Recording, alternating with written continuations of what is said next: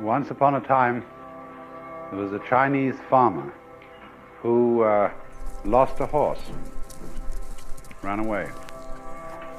And all the neighbors came round that evening and said, "That's too bad." And he said, "Maybe." The next day, the horse came back and brought 7 wild horses with it. And all the neighbors came around and said, "Why, that's great, isn't it?" And he said, "Maybe." The next day, his son was attempting to tame one of these horses and was riding it and was thrown and broke his leg. And all the neighbors came round in the evening and said, "Well, that's too bad, isn't it?" And the farmer said, "Maybe."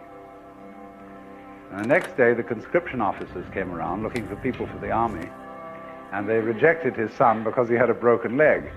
And all the neighbors came round that evening and said, "Isn't that wonderful?" And he said, "Maybe."